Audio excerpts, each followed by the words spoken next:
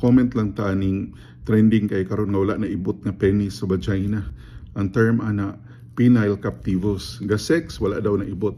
Very rare, usually mga chismis account, no? Pero ako'y first hand chismis ana.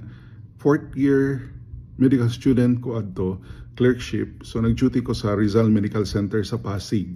No, so mag-duty ko muy chismis sa endorsement nga naay couple nga gikan sa motel sa Pasig, wala na ibot. So gidala sa hospital. Gitagan na sila sa relaxant injection. So naibot ra po dayon. And then admitted for observation. Galing na nakatunog ang lalaki nga maubot na yung wife.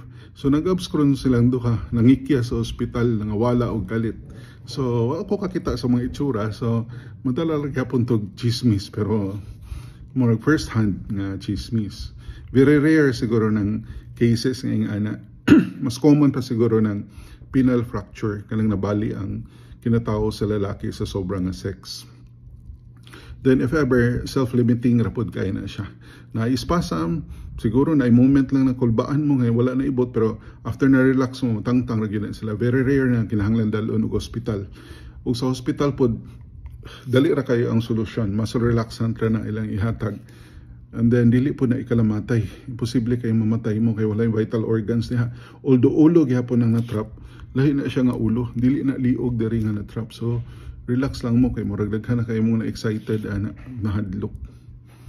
So ang common lesson lang nato ana is usually mga illegal na relationship na siguro tense kayo, kulbaan kayo, dinali-dali. No? So faithful lang yun.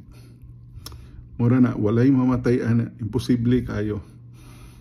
Dili na ikilamatay. Relax. Para walay muscle spasm. Penile captivus. Ang wala na ibot. Mas lisod pa, wala na ibot ng ipon na.